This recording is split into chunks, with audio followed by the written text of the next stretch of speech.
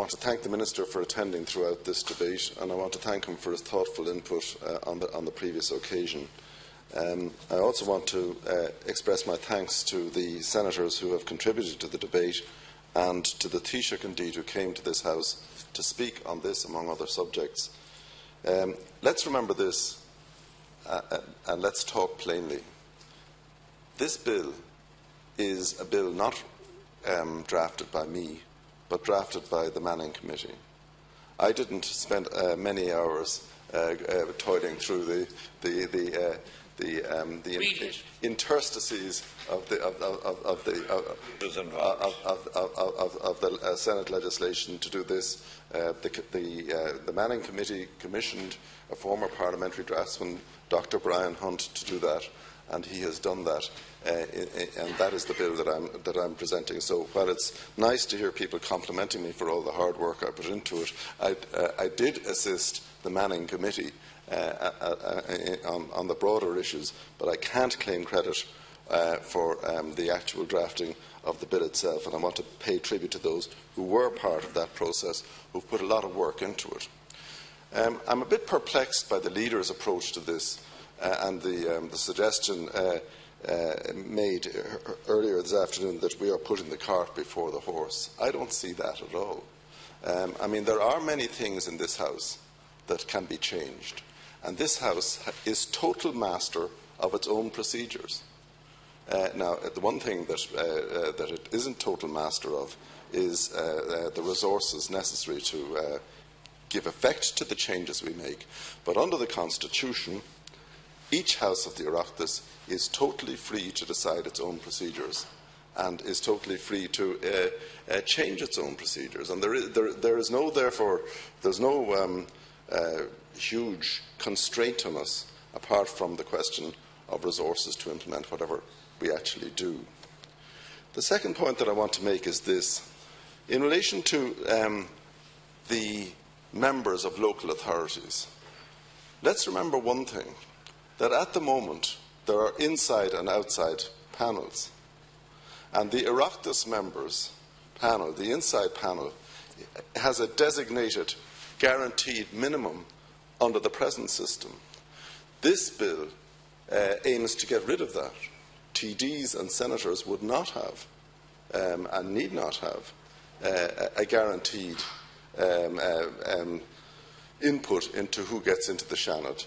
And therefore, let's remember that if we do change it to bring in a popular franchise of whatever amount, 30 versus 13 is what the Manning Committee suggested in respect to the 43 panel constituencies, we can strengthen the rights of councillors by eliminating the right of the Dáil and the Seanad effectively to grab a specified portion of the seats on each panel for themselves. So we can strengthen the rights of councillors by doing that and decomplicate the local authority stroke Oireachtas members' elections in that way.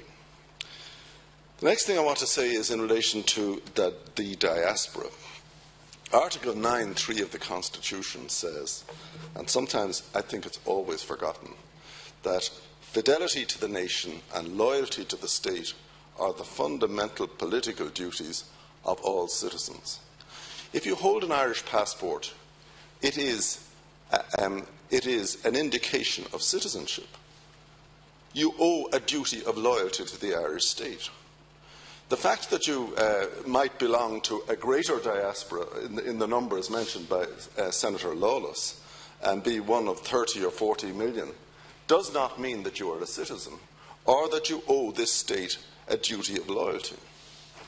But if you do owe this state a duty of loyalty, the very least that this state can do is to recognise and reciprocate that duty of loyalty. So wherever you are in the world, if you owe that duty of loyalty to the Irish state, there is no reason why the Irish state should say that we don't care what you think when we compose our legislature.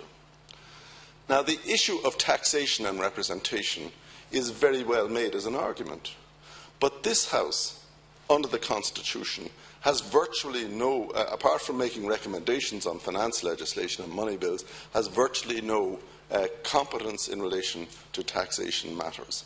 That's part of the democratic process. That's part of what the people voted for in 1937. We have different functions, but that's not one of our functions. And there's a very elaborate machinery in the Constitution to ensure that the Dáil's views on matters financial are absolutely paramount, and that we are at best given the right to make a passing comment as they do what they do. Can I just, Alaska here, just mention Senator Norris's contribution. Under the amendment that was made way back in 1979 and passed by 92% of the people, they did not say there must be one single constituency, as is provided for in this bill and as is proposed by the government at the moment. They said that you could divide up those seats differently, if you like. And in fact, Senator Norris might be interested to know it's perfectly legitimate under the Constitution to say that Trinity will have a seat no matter what, or that NUI might have a seat. So, I mean, that's something which can be dealt with, and his issues in relation to that can be discussed at committee stage. Within the this isn't a black or white binary matter that everybody is in one constituency and no existing elements of the third level sector can be somehow protected. Senator, I don't know why you were only allocated 5 minutes here according to the But it is a bit strange that can we change standing orders, so I've given you a minute and a half injury time. I have no objection to Chair. Give me a tiny bit more, because we could have been here till 3 o'clock. What can I do? Standing orders. Can we change it? Yes, I'm advised I can give a little discretion if the House is agreeable. Carry on, I'll give you another minute. Can I say one thing about the franchise? It's not suggested there will be online voting. It is suggested that part of the process, which is a very cumbersome one, as Senator Norris will appreciate, at the moment for the universities, where registered letters go out and registered letters get left in post offices and then people have to go chasing their registered letters, that procedure could be got rid of by allowing people to download their voting paper, but they would have to be validated by a unique personal number in order to avail of that system. And let's remember this, that, I mean, Senator Norris and myself have one thing in common on this, a number of things in common. More than one, you represent me in a very important case. That's true. Very relevant to me. But we have this in common, that both of us achieved a first preference vote in the recent election, which is more than a number of deputies in Dáil Éireann got, and they are members of Dáil Éireann. So, and if I may try and make that point slightly differently, the NUI register has more than 130,000 people on it. Something enormous, 113,000 people on it. And of them, about 35 to 40,000 actually vote, the rest of them being lost in somewhere in the diaspora. But the point is this, that it is entirely possible to afford people a postal vote and to have a postal system without massive electoral fraud. I don't believe there was massive electoral fraud ever in a university election. And I therefore don't believe that there's any practical problem about providing a postal vote along the lines suggested by the Manning Committee. And the reason I mentioned that, Alaska Hirlik, is this, that of course some people in this House are afraid that if you give people in Northern Ireland who are Irish citizens and who owe a duty of loyalty to this state because they assert their Irish citizenship, if we give them the vote, it doesn't mean that the hordes, the barbarian hordes, are going to be at the gate and change the whole system in this country, or this House for that matter, because at the basis of this, the base of this bill is the notion that you have to go and look for the vote to start with. And are probably more conservative. and who knows what their views would be on a lot of issues. God only knows what they would be on the Eighth Amendment and things like that. But in any event, I'm just making the point that the idea somehow, and I think that a number of people in this House have it in the back of their minds, that Sinn Féin somehow will do some huge vote-rigging operation in places on this planet where nobody can see what's happening. That's not going to happen. It doesn't happen in the universities. It doesn't happen anywhere else. So I don't see that there is a real problem. So can I then finally say this, Alaska Hirlik? Firstly, the Taoiseach came here and said he was in favour of an implementation group. The leader says, what's happened to it? Well, now, if he's asking me what's happened to it, I don't know, but he is the Taoiseach's spokesman in this House. So I'd like to see that implementation group set up. Secondly, if it goes to committee stage, let's be clear about one thing. It is going to go through that process. It's not going to go into some kind of backwater and be left there unconsidered while we think of some other reason why nothing should be done. And lastly, I make this point, and I made it the other day when the Taoiseach was here. It may well be that the establishment of all the registers and the enrolment of all the potential voters will take inevitably a period of time.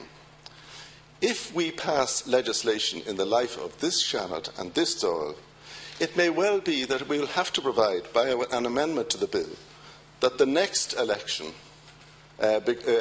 be conducted on the old system because there won't have been enough time to find out what Irish passport holders in Australia are all about. So those people who fear for their lives here, I think they should consider the possibility that this will take time to implement. That doesn't mean that I'm any the less enthusiastic about it, but it does not mean that those who have been elected under the present system are necessarily going to see a radically new system at the very next time that an election takes place, especially given the reasonably pessimistic views about the longevity of this Dáil and this Seanad. So I would thank the House for its indulgence and ask this House to pass this bill to committee stage, where all of the issues, including Senator Norris's issues and including all of the issues about the diaspora, postal voting, whether there should be more or less council-dominated seats in the Seanad, those issues can be discussed there honestly and decently among people, and we should no longer, though, hide ourselves behind the complexity of the issue as a reason for doing nothing. It is complex, but that's all the more reason why it should be addressed as quickly as possible. Thank you very much, Senator. The question is now that the bill be now read a second time. Is that agreed? No. I'm sorry. Those in favour say Tá. Tá. Those against say Neil. Neil. I think the question is carried. Vote all. Oh my goodness.